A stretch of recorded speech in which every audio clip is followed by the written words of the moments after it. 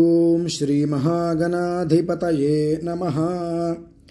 ఇప్పుడు వివరిస్తున్నటువంటిది ప్రతి ఒక్కటి కూడా చాలా జాగ్రత్తగా వినండి. ఇది విని కనుక ఆచరించగలిగితే ఈ జన్మ ధన్యం.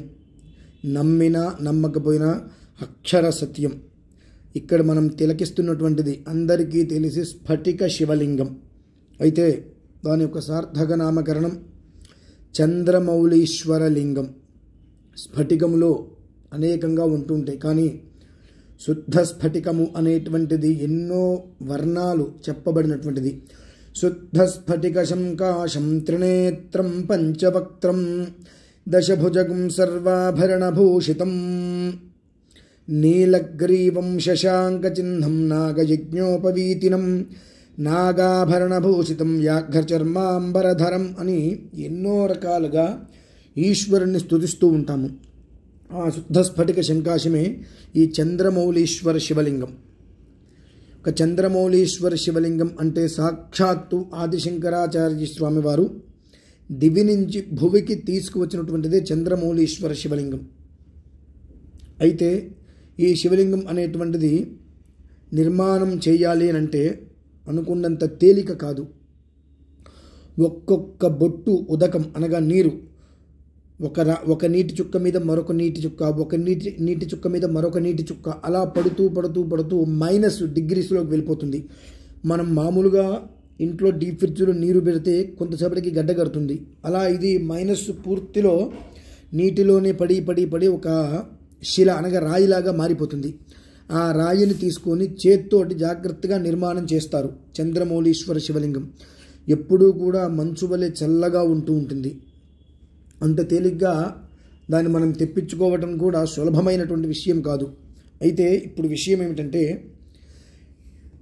ఎవరి ఇంట్లో అయితే ఈ ఒక్క చంద్రమౌళీశ్వర స్వామి వారి యొక్క శివలింగాన్ని ఉంచుకొని ఏ నక్షత్రాల వారు ఏ నామాన్ని చదవాలి అనేటువంటి విషయాన్ని నేను పూర్తిగా ఇప్పుడు వివరిస్తాను.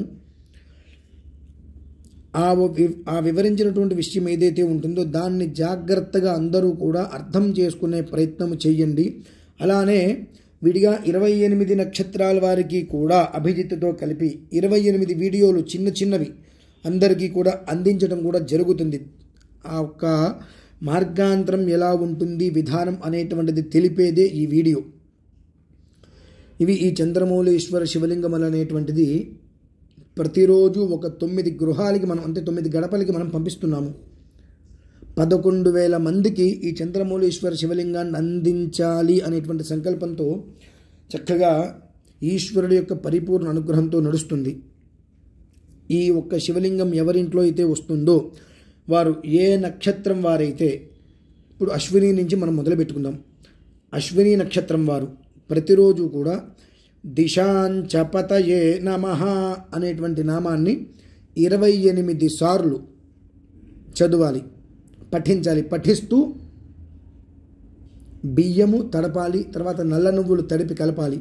ఆ రెండూ కాస్త పొడి పొడిగా అయిన తర్వాత దిశాంచపతయే నమః అని 28 సార్లు అనుకుంటూ చక్కగా స్వామివారి మీద ఆ తిలాక్షతల్ని సమర్పణ చేసుకుంటూ రావాలి. అంటే అర్చనగా నమః అన్నప్పుడల్లా స్వామివారి మీద వేస్తూ 28 సార్లు వేయాలి.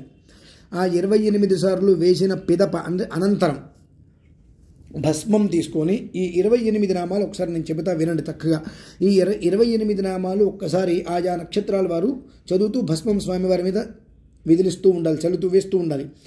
ఓం దిశాంచపతయే నమః, ఓం పశూనాం పతయే నమః, ఓం పథీనాం పతయే నమః, ఓం అన్నపతయే నమః, ఓం పుష్టానాం పతయే నమః, ఓం జగతాం పతయే నమః, ఓం క్షేత్రానాం పతయే నమః, ఓం వనానాం పతయే నమః, ఓం స్థపతయే నమః, ఓం వృక్షానాం పతయే నమః, ఓం కక్షానాం పతయే నమః, ఓం ఓషధీనాం పతయే నమః, ఓం ఆక్రందయతే పత్తీనాం పతయే నమః, ఓం సత్వనాం పతయే నమః, ఓం ఆవ్యాధినీనాం పతయే నమః, ఓం స్థేనానాం పతయే నమః ఓం తస్కరాణాం పతయే నమః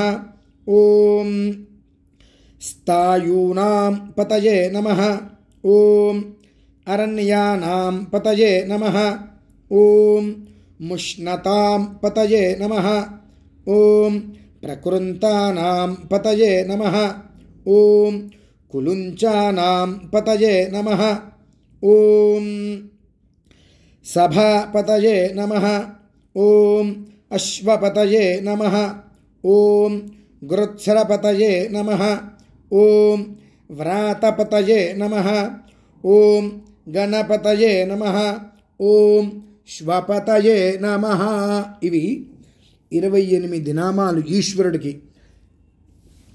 ఈశ్వరుడికి అత్యంత ప్రీతి అయినటువంటి శ్రీరుద్ర నమకం ఏదైతే ఉన్నదో ఆ శ్రీరుద్ర నమకంలో విశేషంగా చెప్పబడినటువంటి 28 నామాలు ఇవి.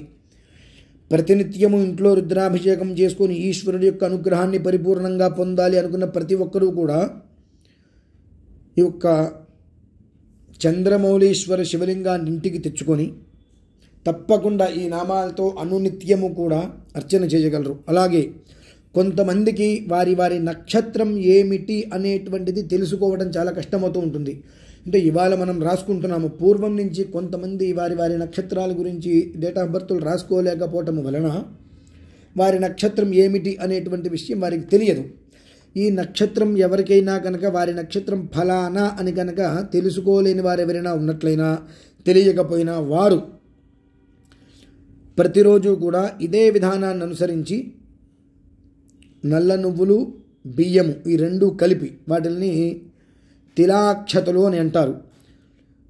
ఈ నక్షత్రం ఎవరికైతే వారి వారి నక్షత్రం తెలియదో వారు శ్వపతయే నమః, కేవలం శ్వపతయే నమః అనేటువంటి నామాన్ని 28 సార్లు అనుకుంటూ స్వామివారి మీద ఆ తిలాక్షతలను సమర్పణ చేసి అనంతరం ఈ ఒక్క 28 నామాలని కూడా పఠిస్తూ భస్మాన్ని స్వామివారి మీద చల్లి ఆ భస్మాన్ని కాస్త నుదుటిన పెట్టుకొని ధూపము దీపము నైవేద్యంగా పండో ఫలము ఏదో ఒకటి పెట్టి హారతి ఇవ్వండి.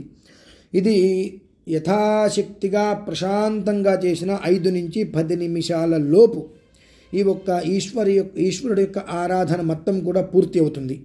దీన్ని నక్షత్ర నామార్చన అని పిలువబడటం జరుగుతుంది. కనుక నేను ఇంట్లో శివలింగం పెట్టుకోవచ్చా అనేటువంటిది అనేక రకములైనటువంటి సందేహాలు మనందరికీ కూడా ఉంటూ ఉంటాయి.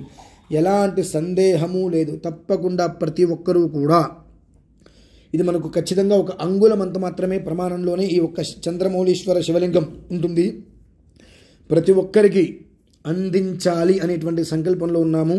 ఈ శివలింగం ఏ గృహముకైతే వస్తుందో ఆ గృహమునందు ప్రతి ఒక్కరూ కూడా అందని వారు ఖచ్చితంగా కూడా భారతీయ శంకరపీఠాన్ని సంప్రదించి ఆ శివలింగాన్ని ఇంటికి తెప్పించుకొని ఇంటికి వచ్చిన పిదప అనంతరం చక్కగా ఈ 28 నామాలతో నక్షత్ర నామార్చన ఈశ్వరుడికి చేయటం వలన ఈ యొక్క గ్రహగతులు పరిపూర్ణంగా అనుగ్రహించటమే కాకుండా లేదు కాదు కూడదు అనేటువంటిది లేకుండా మనోవిచారం లేకుండా ఎప్పుడూ కూడా పరమానందంతో పరమైశ్వర్యంతో జీవితం అంతయు కూడా సుఖంగా ఉంటారు. ఓం శ్రీ మహాగణాధిపతయే నమో నమః.